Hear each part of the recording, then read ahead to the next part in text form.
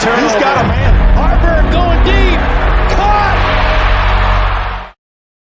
Happy Tuesday. Well, what did we really learn today from the coaches and players' press conferences? And also, I want to take a look at the depth chart that came out yesterday, as it lined up just like I predicted in my other video. But did anything surprise you? There was a couple of things, a couple of notes I took from it. So stay tuned for that.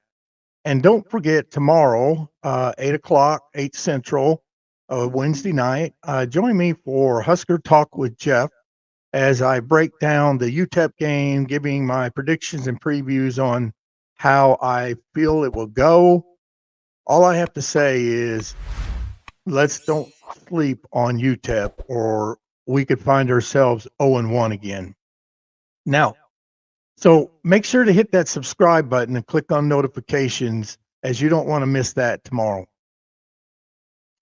Now, Nebraska enters the 2024 season with a true freshman quarterback starting, and perhaps you're thinking Rhule's probably going to ease Raiola into this game and then ease into the year. He is a true freshman. Well, surprisingly, it sounds like Rhule is going all out. As he stated, he'd rather lose game one than the last game. So you can tell Rhule and the staff are almost treating this game like a scrimmage game, a teaching game. So I expect the whole playbook is in play come this Saturday, as Rhule and the coaches want to use these first three games as a learning tool. He stated he'd rather see mistakes now in game one and teach and develop in this game than wait and find them during conference play. To me, that's pretty smart. It's not like we're going to win the national championship there, or if we're even going for the national championship this year. And you have to remember, the NFL gets preseason games to look, teach, and develop players. College doesn't have preseason games. So basically, the first three games are preseason games for this staff, because we all know the conference is what matters. And this isn't just for Raiola, but all the players. So don't go in there expecting 40 rushes and 20 pass plays. Rhule clearly has a good feeling about Raiola. His confidence in Raiola, you could tell, is a lot more, probably a lot more than he's probably showing or letting us know. And he has all kinds of confidence on Raiola running and his ability to run this offense, even as a true freshman. And I've been saying it for over a year. Dylan just isn't your typical freshman, and I think everybody's starting to see that now. Now, I did watch Scotty Walden's press conference last night for UTEP, and you could see a lot of similarities in Walden's coaching style and rules. This guy's a winner, and they're going to be prepared for this Saturday. You know, a team lots of times will take on their coach's personality, and you got to understand, Walden's one of those fired up guys, young guys. He's the youngest FBS coach in FBS, and he's one of those go get you kind of guy. You know what I mean? He's not scared to go for it, like on fourth down. So you watch. I guarantee you, we're going to see a few fourth down calls from UTEP that you don't normally see from anyone. Now, UTEP is going to put the pressure on our defense. UTEP will be ready to win this game. They're not headed up here to Lincoln just to get paid. You could hear it in his press conference. They're coming to Lincoln to win. Now, as of today, Walden still hasn't named his starter at quarterback, and it probably won't be until tomorrow or Thursday, but I'm thinking he's leaning towards Cade McConnell, the redshirt junior who started for UTEP last season. But it wouldn't surprise me if he doesn't end up playing both these guys on Saturday and then makes his decision during the game by who's playing the best during the game. This is just how Walden is. It's expect the unexpected, if you know what I mean. Now, Tony White took the podium and he discussed how he got his start in football, which was down there in El Paso. So he's got a good rapport and he knows a lot of people down there in UTEP. He also discussed the difficulties of having to prepare for a Walden offense that runs a fast pace, throw everything at you until you F up, if you know what I mean. So expect trick plays, fourth down calls, spread out the offense and find that hole kind of offense on Saturday. And being game one, you might get a couple of them. And I do expect UTEP to be able to move the ball, but more on that tomorrow on tomorrow's show. Dylan Raiola also talked to the media, and you could see the confidence in this young man. We as fans are about to put our hopes on a teenager. I mean, I want you to stop and think about that one.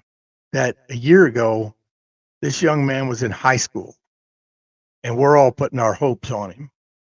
But confidence and talent will go a long ways, and Dylan has lots of that.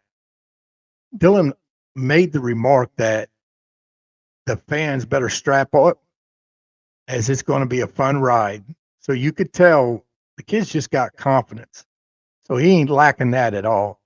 Now, Dylan was also asked about him and Malachi Coleman. What did they work out for him to get that number 15? But he kind of left it for our imagination, as he stated he'd rather that stayed in house. I'm sure he told Coleman, "Do you want the ball thrown to you?" Yeah, I'm just kidding. I'm sure it was just young men being young men. So I could imagine what it is. Now, if you haven't heard, the black shirts were given out today, and they went to all 11 starters on the defense, obviously on the defense, and Cam Linhart, as both Rhule and Tony White's both kind of made the remark he's kind of like a starter anyway. It's almost like they got 12 starters. So that's who got him. So let's take a look at the depth chart and see what we think and what surprises maybe we've seen on this depth chart. So let me turn this on right quick. Nothing surprising about the offensive line. You got Turner, Corcoran. The only thing that kind of surprised me was Grant Segrin being the backup. I really thought Gunnar Katula might be the backup, but you could see right there with Turner and Grant, we got a redshirt freshman, and that might be the reason. But if you saw my video the other day, I talked about Turner Corcoran's pass blocking grade. His PFF pass blocking grade was one of the worst in the nation at a 30.2, I believe it was. And that's something he has to get better. If not, we might be seeing Fedoni or a tight end over here helping out. I can understand why they put Justin Evans over here on the left side.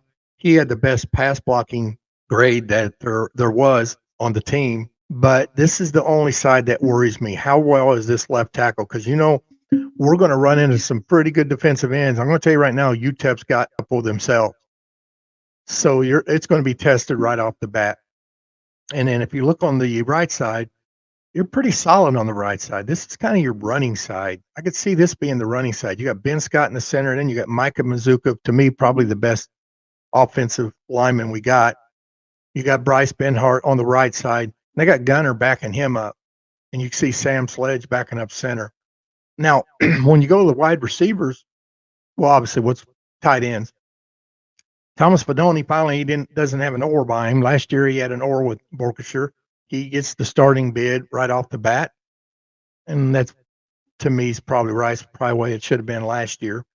And then you have, surprisingly, in a way it's surprisingly, in a way it's not, Janarian Bonner making the slot receiver, the starting slot receiver. If you watch my video on the starting players, he was one I did say would probably make that starting position with IGC right behind him, and that's what happened.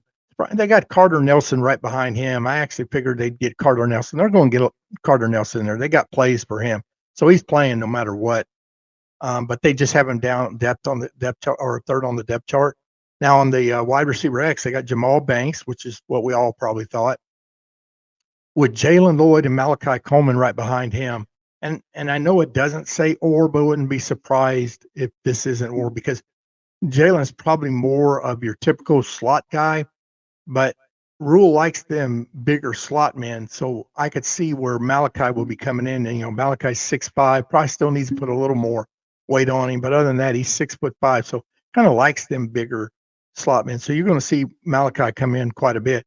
Now, wide receiver Z, you got Isaiah Nair, no surprise there. Look old Corey Barney Jr., true freshman coming in here, making the backup, making the second right in front of Alex Bullock. And you're going to see a lot of Ja'Cory Barney. I guarantee you they've got some plays for him. They got to get the ball in his hand. And you're going to see in tomorrow's video, UTEP's got a player like this. UTEP's got that kind of that Ja'Cory Barney type player that Nebraska's going to have to look out for. That I guarantee you, Scotty Walden is going to try to get the ball in his hands every bit he can. So you'll see that tomorrow. The kid is just electric. So, but I got a feeling you're going to see Ja'Cory's going to make some plays come Saturday. And then obviously you got Dylan Raiola. But what surprised me today, even though Heinrich Haber is the second string, is second, Marcus Satterfield took the podium today as well. And he talked about Harburg will be on the field a lot with Dylan Raiola. So you could tell they've already got some plays for Heinrich Haber. And he made the remark, Harvard made the remark, he didn't want to stand on the sideline holding a clipboard. So you could see this is going to be interesting to see both Dylan Raiola and Heinrich Haber out there at the same time. What kind of plays do you have with them? I mean, is he going to be like a tight end or a running back? I mean, it's going to be interesting to see what they came up with.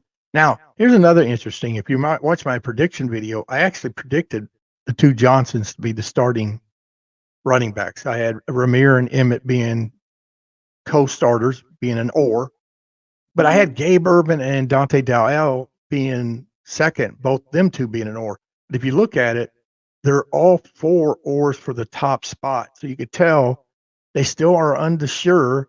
They said they've all done well. And so they're going to give them all a shot and hope within the first 3 games. Like I said, these are like preseason games. They want to win them, so it's a little different. But what's more important is them conference games. So they're hoping 1 or 2 of these stick out in these next 3 games. Hopefully it's on Saturday. But if not, you're hoping 1 or 2 of them stick out to the point where it could be more clarified who's first, who's second, and who's that role player. Because Satterfield even made the remark he doesn't really want to play with 4 running backs. Now, when you go on the defensive side, not really much here that's probably going to shock anyone. You got Ty Robinson there at the defensive end with Riley Van Poppel right behind him. Probably the bigger shocker maybe is Kai Wallen being third. And, of course, Nash is your nose tackle. Elijah Judy's come around. That's another one I told you guys. I knew Hutmaker wasn't going to be dethroned. But I made that remark. Judy's going to get a lot of playing time there. He's kind of bulked up a little bit, and his quickness is going to surprise you guys. His quickness is going to make some big guys miss him. You watch this. So I made that remark. Elijah Judy will be the backup to Nash Hutmacher, and you see that's exactly what happened with Vincent Jackson right behind them. Now you got Jamari Butler there at the defensive end with Cameron Linhart as his backup. You're going to see Linhart play quite a bit. Him and Butler's probably going to rotate quite a bit. They gave Butler the starting, but they're kind of like an or. And then you got James Williams, as you know, had an outstanding freshman year last year. So you can see we got some depth there at the defensive end. Linebackers, as you know, Wright went down. So you got John Bullock there. And then you have Micah Bear, who came in and has took Javin Wright's spot with Vincent Shavers, the freshman that everybody's talked about. He's kind of like Ja'Cory Barney, both of them from Miami area down in Florida. Both of them has turned some heads during spring and fall camp. And so we're going to see what they could do during game time with Stephon Thompson backing up Bear. And that doesn't surprise me. I know a lot of people had a lot of hopes for Stephon this year, but I've heard too many things about Vincent Shaver. He's just a different kind of mold, different kind of mold of a man that I think this guy's going to be a stud, and hopefully we don't have a problem keeping him the whole time here. And then another kind of surprise here was MJ now has stepped up and became the starter at Jack. To me, it would be Princewell, and I know last year it ended up being Princewell and Llewellyn most of the year, but MJ's got a different vibe, different feel this year. And I think he's coming around. This is his last year, and he's trying to make his mark to go up to the next level. So don't be surprised if you're pleasantly surprised how well MJ Sherman does. And of course, you're going to see Prince William Llewellyn get in there too. Cornerbacks, no surprise there. Tommy Hill is the starting corner. And just like I predicted, Marquise Buford was that other starting corner. And I just knew that one when I was watching and seeing him running with the first team. And realistically, why I felt like they went with this, a lot of people was like, well, he hasn't played corner since high school. Well, you got to remember, this is a Tony White secondary that rotates and plays all positions. You might have corner, safety, but they rotate and play all kinds depending on the formation and the scheme that they call. And so even during the game last year, they would come down and basically play corner, even though he was safety. So I think he wanted to get that experience. If you look at it, you've got 3 seniors, and then Marquise Buford is your junior coming in here. And I think he really wants that experience out there in that secondary. Don't get me wrong, you're going to still get Sanders and Sierra Wright and all them rotating in.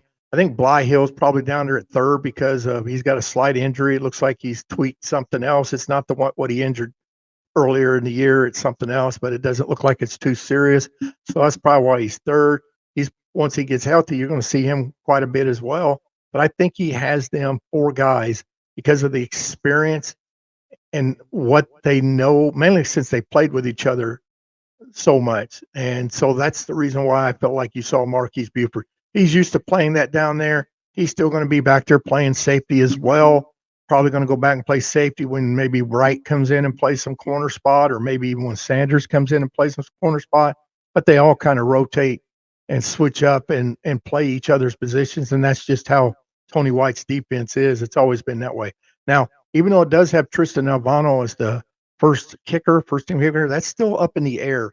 It's still deciding who's going to be it. I kind of made the remark in my video the other day that I kind of think John Hole, if Tristan's really not 100%, even if he's 90, and they said John Hole's done extremely well in camp, all the way up through fall camp, I think go ahead and give him the start through this game. Let Tristan get healthy again. But I'm one of those too. If John comes out here and just keeps knocking these kicks in, does extremely well, then to me, he's earned it. I like Tristan Alvano, but he didn't really have a great year last year, and he even kind of struggled in the spring game. Maybe that had to do with his injury. Not too sure. And I also heard Brian Buschini's done extremely well coming in here, and he's actually been put on the award list for best punter this year. And if you noticed, the backup is Camden Coach. But that's kind of the look at the depth chart. Not too many surprises, just maybe some of the backups, a little bit of them might have surprised you a little bit. And it's going to be interesting to see Harburg on the same field with Dylan Raiola. That's going to be interesting to see what kind of plays they got for him and what kind of plays they got for Corey Barney and Carter Nelson. So game's going to be interesting. I plan to head up to this game. I'm going to be leaving on Friday so I can make the game. It's about a 12-hour drive, so I got a long drive to go. But try to get some shots there and probably jump on in the car once the game's over and maybe do a kind of a reaction video of what we saw, what I seen too, and what we dealt with. But again, guys, make sure you join me tomorrow and join me every Wednesday night for the Husker Talk with Jeff. But tomorrow we're going to be going over the UTEP game preview and prediction, and got a few surprises about UTEP. That maybe an upset alert. Don't take this team lightly. It's not a walk in the park, and I hope no one's thinking that. But tell me in the comments below, how do you think Raiola is probably going to do in game 1? Do you think he's going to have a great game? Think he's going to struggle a little bit? And then also Do you feel UTEP has even a chance winning this game? What do you guys think about UTEP's chance? Now, you could also email me at jeff@bigredcountry.net. And like always, don't forget to subscribe and click on notifications. And please smash that like button. I really appreciate it when you do that. Thank you for watching. Go Big Red.